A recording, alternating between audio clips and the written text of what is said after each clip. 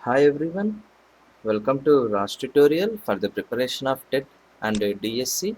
ఈరోజు మనం డిస్కస్ చేయబోయే టాపిక్ వచ్చేసి మధ్య యుగాల్లో మన యొక్క విద్యా విధానం ఎలా ఉంది, అదేవిధంగా 1813కి సంబంధించిన చార్టర్ చట్టం వల్ల మనము ఎదుర్కొన్న పరిస్థితులు ఏంటి మొదలైన అన్ని విషయాలను కూడా మనం తెలుసుకుందాము. ఆ చార్టర్ చట్టం అనంతర పరిణామాలను గురించి కూడా మనం తెలుసుకుందామండి.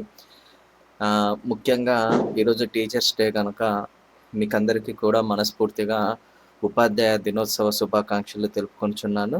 అదేవిధంగా ఈ యొక్క టీచర్స్ డే నాడు మీరందరూ కూడా ప్రతి ఒక్కరూ కూడా మంచి ఉపాధ్యాయులయ్యి భావి భారత పౌరులను తీర్చిదిద్దాలని మనస్ఫూర్తిగా కోరుకుంటున్నాను. ఇక ఆలస్యం చేయకుండా మనం టాపిక్‌లోకి వెళ్దాము. మీరు మన ఛానల్‌ని ఫస్ట్ టైం విజిట్ చేస్తున్న వారైతే మీరు సబ్స్క్రైబ్ చేసుకొని పక్కనే ఉన్న బెల్ ఐకాన్‌ని యాక్టివేషన్ చేయండి. అప్పుడు మీకు మా వీడియోస్ అన్నీ కూడా నోటిఫికేషన్ రూపంలో రావటం జరుగుతుంది. అదేవిధంగా మీరు ప్రతి వీడియోను లైక్ చేసి షేర్ చేయండి. అప్పుడే తెలియని వారందరికీ కూడా మన ఛానల్ గురించి తెలియటం అనేది జరుగుతుంది. మీరు చూస్తున్న ఈ పీడిఎఫ్‌ని అదేవిధంగా ప్రీవియస్ క్లాసెస్‌ని వాట్సాప్, టెలిగ్రామ్ గ్రూప్స్ లింక్స్‌ని నేను డిస్క్రిప్షన్‌లో ప్రొవైడ్ చేస్తాను. మీరు అక్కడికెళ్ళి చెక్‌ఔట్ చేయొచ్చు. ఇక మనం టాపిక్‌లో చూసినట్లయితే మధ్య యుగాల్లో హైందవ విద్య అనేది ఎలా ఉంది అని మనం గమనించినట్లయితే ఈ యొక్క కాలంలో మొత్తంగా మనం చూసినట్లయితే వేదాలు, పురాణాలు, స్మృతులు, ఉపనిషత్తులు ఈ నాలుగింటి ఆధారంగానే విద్యాభ్యాసం అనేది కొనసాగిందమ్మా. ఒక విధంగా చెప్పాలంటే ఇక్కడ విద్య అనేది వికేంద్రీకరించబడింది. ఓకేనా. నెక్స్ట్ ఇంకా మనం గమనించినట్లయితే జాతీయత భావాల వ్యాప్తి కోసము ఏ భాషలకు స్థానం లభించిందని మనం చూసుకున్నట్లయితే ఈ యొక్క మధ్య యుగాల్లో హిందీకి అదేవిధంగా సంస్కృతానికి స్థానం లభించటం అనేది జరిగిందమ్మా. అదేవిధంగా ఈ యొక్క మధ్య యుగాల్లోనే దయానంద సరస్వతి వంటి మహనీయుల వల్ల మన యొక్క ప్రాచీన సంస్కృతిని కాపాడుకోవటము, మన యొక్క నాగరికతను తెలుసుకోవటము, తల ఎత్తుకొని నిలబడటం అనేది ఈ యుగాల్లో వీరి యొక్క మహనీయుల నేతృత్వంలో మనకు లభించటం అనేది జరిగిందమ్మా. మరి ఈ యొక్క యుగాల్లో యూరోపియన్లు వచ్చారు. ఆ తర్వాత అంటే వారిలో భాగంగానే డచ్ వాళ్ళు, అదేవిధంగా ఫ్రెంచ్ వారు, ఆంగ్లేయులు వీరందరూ వచ్చారు. వీరందరి మూలాన మన యొక్క విద్యా విధానం అనేది మారిపోయింది. పూర్తిగా మన యొక్క విద్యా విధానం రూపుమాసిపోవటం అనేది జరిగిందనమాట. ఎలా ఏంటి అని మనం గమనించినట్లయితే 1882లో మద్రాసు గవర్నర్‌గా ఎవరున్నారు అంటే థామస్ మన్రో గారు ఉన్నారమ్మా. ఈ యొక్క మన్రో ఏం చేశారు అంటే పాఠశాలకు వెళ్ళే బాలురులో చాలామంది పాఠశాలకు వెళ్ళలేకపోవటము, అదేవిధంగా స్వదేశీ విద్యకు దూరంగా ఉండటం ఈయన గమనించారు. అదేవిధంగా బాలికల్లో కూడా ఎక్కువ మంది పాఠశాలకు వెళ్ళకపోవటం ఈయన గుర్తించి ఈయన ఏం చేశారంటే విద్యా వ్యాప్తికి కృషి చేయాలని మన్రో ఉత్తర్వులు ఇవ్వటం జరిగింది. ఆ ఉత్తర్వుల్లో ఏం పేర్కొన్నారు అంటే ఉత్తర్వులు అంటే ఆర్డర్స్ అమ్మ. ఆయన మద్రాసు గవర్నర్ కదా అప్పట్లో ఎప్పుడు 1882లో. ఆయన ఏం ఆర్డర్స్ పాస్ చేశారని మనం గమనించినట్లయితే బాలబాలికలు ఉదయాన్నే 6 గంటలకే పాఠశాలకు వెళ్ళాలి. వెళ్ళిన తర్వాత మొదటగా సరస్వతి అని రాయాలి. ఆ తర్వాత శ్లోకాలు, వచనాలను వల్లెవేయాలి. ఒకవేళ బడికి ఎవరైనా ఆలస్యంగా వచ్చిన వారైతే వారికి వ్యాయామ శిక్షను విధించేవారమ్మా. ఇప్పుడు మనం గమనించినట్లయితే చిన్నప్పుడు మనం చూసినట్లయితే మనం హోంవర్క్ చేయకపోవడము, ఇలా మనం గమనించినప్పుడైతే మా టీచర్లు ఏం చేసేవారంటే మమ్మల్ని గోడ కుర్చీ ఏపిచ్చేవారు. అది ఒక వ్యాయామ శిక్ష అనమాట. ఆ కాలంలో నుంచే రావటం అనేది జరిగిందమ్మా. అంటే అతను ఇచ్చిన మన్రో గారు ఇచ్చిన ఉత్తర్వులు ఏంటి అని మనం గమనించినట్లయితే ఆ యొక్క ఉత్తర్వుల్లో ఉన్న ముఖ్యాంశాలు ఏంటి అంటే బాలబాలికలు ఉదయాన్నే 6 గంటలకు పాఠశాలకు వెళ్ళాలి. వెళ్ళిన వెంటనే సరస్వతి అని రాయాలి. ఆ తర్వాత శ్లోకాలను, వచనాలను వల్లెవేయాలి. ఆలస్యంగా వచ్చిన వారికి వ్యాయామ శిక్షను విధించేవారనమాట. మరి అప్పుడు ఏ పద్ధతి అమల్లో ఉంది అంటే మానిటరింగ్ పద్ధతి అమల్లో ఉందమ్మా. అప్పుడు వారు ఉపయోగించిన పలకలకు పేరేం పేరు అంటే తక్తా, ఈ కట్టె పలకలనమాట. ఈ యొక్క పలకల్లో వారికి విద్యాభ్యాసం అనేది నేర్పించేవారమ్మా. ఏ పలకలు అంటారు అంటే తక్తా. ఓకేనా. నెక్స్ట్ ఇంకా మనం గమనించినట్లయితే ఆ తర్వాత ముంబైలో గవర్నర్‌గా ఎవరున్నారు అంటే ఎల్ఫిన్ స్టోన్ గారు ఉన్నారనమాట. వీరేం చేశారంటే వీరు పాఠశాలలన్నిటికి మించి ఒక సర్వేని చేయించారు. ఆ సర్వేలో పేర్కొన్న అంశాలు ఏంటి అంటే మానిటరింగ్ పద్ధతి అమల్లో ఉంది. అదేవిధంగా ఉపాధ్యాయులు విద్యార్థులకు ఉన్నత స్థాయి విద్యను అందించేవారని వీరు గుర్తించటం అనేది జరిగిందనమాట. వీరు చేసిన సర్వేలో. మరి బెంగాల్‌లో కూడా స్వదేశీ విద్యా సంస్థలు ఉండేవి అని మనకు ఏ నివేదిక తెలుపుతుంది అంటే, యాడమ్స్ నివేదిక తెలుపుతుందనమాట. ఈ యొక్క యాడమ్స్ నివేదికలో ఉన్న ముఖ్యాంశాలేంటి అంటే, ఉపాధ్యాయులకిచ్చే గౌరవ భృతి అతి తక్కువ. ఇప్పుడు మనము కరెక్ట్‌గా చెప్పాలంటే గౌరవ భృతి అంటే ఏంటి ఇది? అంటే ఒక విధంగా చెప్పాలంటే వేతనం అనమాట. అంటే ప్రెజెంట్ ఏపీలో మనం గమనించినట్లయితే వాలంటీర్లకిచ్చేది. గౌరవ భృతి. అంటే వారికి కూడా చాలా తక్కువగానే ఇస్తున్నారు. ఉపాధ్యాయులకు ఇచ్చే గౌరవ భృతి యాడమ్స్ నివేదికలో అతి తక్కువ. నెక్స్ట్ ఇంకా మనం గమనించినట్లయితే ఈ యొక్క దేశీయ విద్యతో పాటు ఇస్లామిక్ విద్యను అందించేవి ఏంటి? మక్తబులు. మక్తబులు ఏంటి అంటే ఎలిమెంటరీ పాఠశాలలు. మనము ఇస్లామిక్ విద్యా విధానంలో తెలుసుకున్నాము. ఉన్నత విద్యా సంస్థలు ఏంటి ఇస్లామిక్ విద్యా విధానంలో? మదరసాలు. మరి ఎలిమెంటరీ పాఠశాలలు ఏంటంటే మక్తబ్‌లు. ఈ యొక్క దేశీయ విద్యతో పాటు ఈ యొక్క మక్తబ్‌లు కూడా సమాంతరంగా పనిచేశాయి అని ఈ యొక్క యాడమ్స్ నివేదిక తెలపటం అనేది జరిగిందమ్మా. అదే విధంగా ఇంకా మనం చూసినట్లయితే ఆగ్రాలో పర్షియన్ పాఠశాలల్లో ఏం నేర్పించేవారు అంటే ఉర్దూని, హిందీ, గణితం, చదవటం, రాయటం ఇవన్నీ నేర్పించేవారని మనకు అక్కడ ప్రభుత్వానికి అందిన సమాచారాల వల్ల మనకు తెలియటం అనేది జరిగిందమ్మా. నెక్స్ట్ ఇంకా మనం గమనించినట్లయితే ఈస్ట్ ఇండియా కంపెనీ వారు మన దేశంలో అడుగుపెట్టారు. వారు అడుగుపెట్టింది మొదటిగా ఏంటంటే వారి యొక్క వ్యాపార మార్గాల కోసం. ఆ తదనంతరం మన యొక్క విద్యా విధానాల్లో కావచ్చు, మన యొక్క పాలనలో కావచ్చు, వారందరూ ఎలా తలదూర్చారు అన్నది మీకు అందరికి తెలిసిందే. అవన్నీ హిస్టరీలో వస్తాయి. వాటి గురించి కొంచెం మ్యాటర్ ఇచ్చారు. అది పెద్ద ఇంపార్టెంట్ కాదు. అందుకని నేను రాయలేదు. వాటి గురించి ఏందంటే జస్ట్ డీటెయిల్‌గా చిన్నగా మీకు ఒక బ్రీఫ్ ఎక్స్‌ప్లనేషన్ అనేది ఇచ్చాను. ఓకేనా? ఈ యొక్క ఈస్ట్ ఇండియా కంపెనీ ఆధ్వర్యంలో ఏం జరిగింది అంటే వీరు ఎలా మనకు విద్యా విధానం అంటే మన విద్య కోసం వీరెలా కృషి చేశారని మనం గమనించినట్లయితే, యాక్చువల్‌గా వీరు మన విద్య కోసం కృషి చేయలేదు. మొదట్లో వారి యొక్క కుటుంబాల కోసము, వారి యొక్క సైనికుల కోసం కృషి చేశారు. ఆ తర్వాత ఏంటంటే, కాలక్రమంలో కొన్ని చట్టాలు రావటం వల్ల బ్రిటిష్ వారు మన యొక్క విద్యకు ప్రాధాన్యతనివ్వటం జరిగింది. మరి మొదట్లో మనం చూసుకున్నట్లయితే, ఈ యొక్క ఈస్ట్ ఇండియా కంపెనీ ఆధ్వర్యంలో 1715లో మద్రాసులోను, 1718లో బొంబాయిలోను, 1731లో కలకత్తాలోను, ఆ తర్వాత తంజావూరు, కాన్పూరు మొదలైన ప్రాంతాల్లో ఆంగ్లేయులైన పిల్లల కోసము, ఆంగ్లో ఇండియన్ కుటుంబాల కోసము, వారి యొక్క సైనికుల కోసము వీరు పాఠశాలలు స్థాపించటం అనేది జరిగిందమ్మా. అదే విధంగా జర్మన్ మిషనరీ అయిన స్కావర్జ్ కూడా మద్రాస్ ప్రావిన్స్‌లో దేనికోసం పాఠశాలలు స్థాపించారంటే ముఖ్యమైనదమ్మా స్వదేశీ విద్య కోసం. స్వదేశీ విద్య కోసం ఎవరు స్థాపించారు అంటే స్కావర్జ్. ఎన్ని పాఠశాలలు అంటే 2 పాఠశాలలు. ఓకేనా? ఆ తర్వాత ఆ యొక్క స్కావర్జ్ స్థానంలో ఎవరొచ్చారంటే జాన్ సులివాన్ గారు రావటం జరిగింది. వీరేం చేశారంటే ఆ యొక్క పాఠశాలలో ఆంగ్ల మాధ్యమాన్ని ప్రవేశపెట్టడం అనేది జరిగిందమ్మా. అంటే జర్మన్ మిషనరీ ఎవరు అంటే స్కావర్జ్. ఆయన ఏం చేశారు అంటే మద్రాస్ ప్రావిన్సీలో స్వదేశీ విద్య కోసము 2 పాఠశాలలను ప్రారంభించాడు. ఆ తర్వాత స్కావర్జ్ స్థానంలో ఎవరొచ్చారు అంటే జాన్ సులివాన్ వచ్చారు.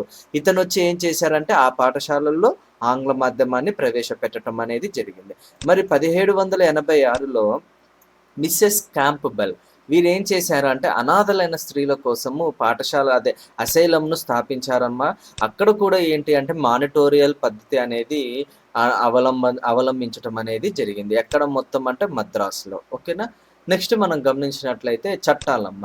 1813లో మనకి ఏ చట్టం వచ్చిందంటే చార్టర్ చట్టం మోస్ట్ ఇంపార్టెంట్. ఓకేనా? తర్వాత వచ్చే కమిషన్‌లు కావచ్చు, వుడ్స్ డిస్పాచ్‌లు కావచ్చు, Mudaliar commission, Kothari commission, secondary విద్యా కమిషన్ మొదలైన కమిషన్‌లన్నీ ఉన్నాయి. నెక్స్ట్ రాబోయే టాపిక్స్ అన్ని మోస్ట్ ఇంపార్టెంట్.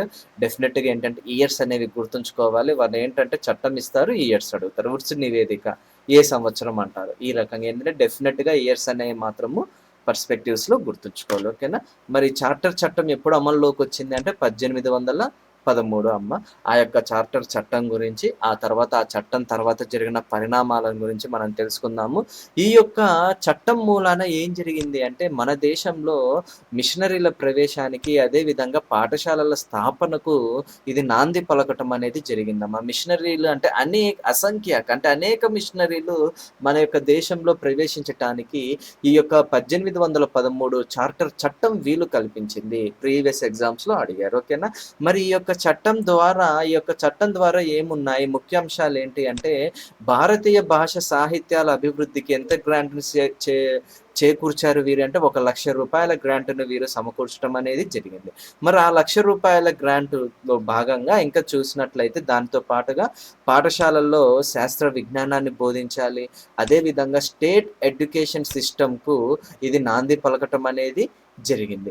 అదే విధంగా ఎక్కువ ప్రజలకు ఏంటంటే ఎలిమెంటరీ విద్యను, కొంతమందికి మాత్రమే ఉన్నత విద్యను అందించటం అనేది జరిగిందమ్మా. దేని ద్వారా అంటే 1813 చార్టర్ చట్టం ద్వారా. ఇక్కడ మనం గమనించినట్లయితే, ఇక్కడ మనకు రూ. 1,00,000 గ్రాంట్ అనేది చేకూర్చారు. మరి ఈ యొక్క రూ. 1,00,000 దేనికి వినియోగించాలి అనే ప్రశ్న అనేది మొదలైంది. మరి ఆ కాలంలో కొంతమంది ప్రాచీన భారతీయ తత్వవేత్తలున్నారు, ఆంగ్లేయులున్నారు. వీరందరి దగ్గర కూడా చర్చ జరిగింది. కానీ వాస్తవంగా వారే గెలిచారు. అంటే చర్చల్లో కూడా వాళ్ళే గెలుపొందటం అనేది జరిగింది. అంటే అక్కడ ఏం జరిగింది అంటే, ఈ యొక్క రూ. 1,00,000 గ్రాంట్‌ని దేనికి వినియోగించాలి? మరి మన ఇండియన్ లాంగ్వేజెస్‌కి ఉపయోగించాలా? లేకపోతే ఆంగ్ల భాషకు ఉపయోగించాలా? అనే ప్రశ్న అనేది మొదలైందనమాట. కానీ ఎన్నో చర్చలు జరిగిన తర్వాత అంతిమంగా మాత్రం బ్రిటిష్ వారికి అనుకూలంగానే జరిగింది. వారు ఆంగ్ల భాష అభివృద్ధికి మాత్రమే ఈ యొక్క గ్రాంట్‌ను ఉపయోగించాలని చెప్పారు.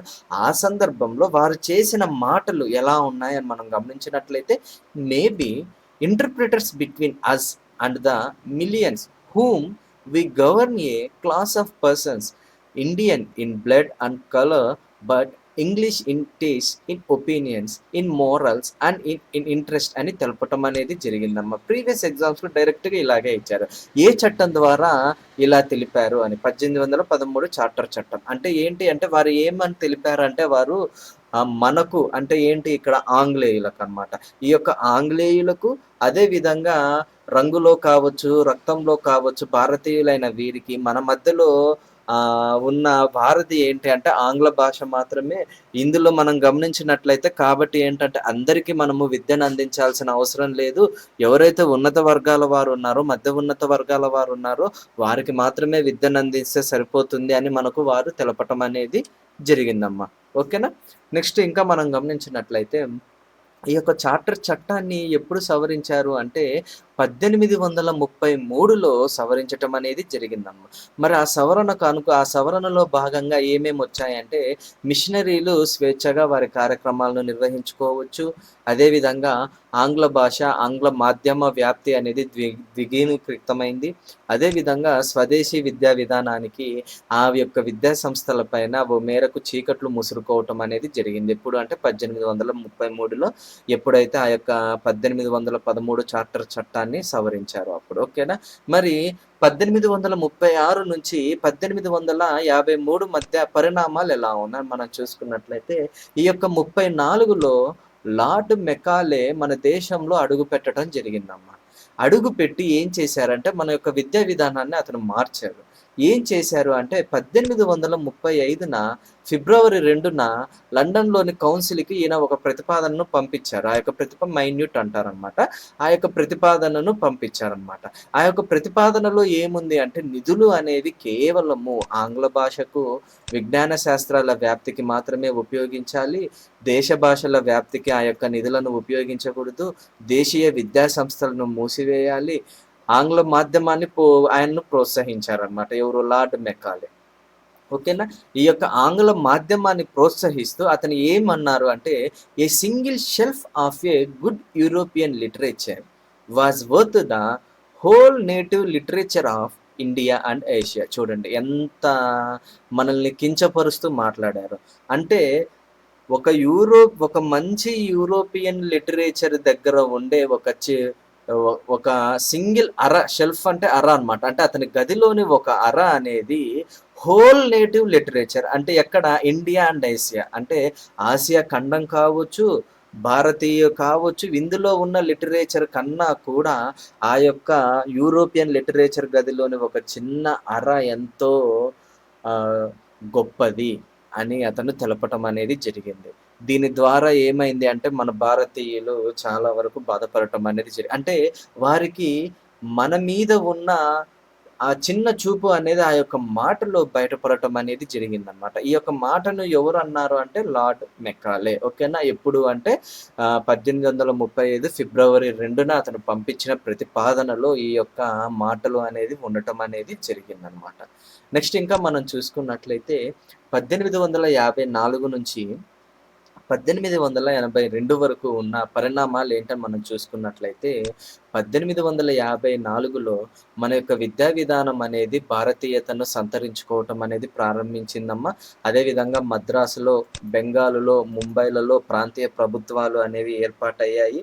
ఆ యొక్క ప్రాంతీయ ప్రభుత్వాలు ప్రాథమిక పాఠశాలలను ప్రారంభించాయి.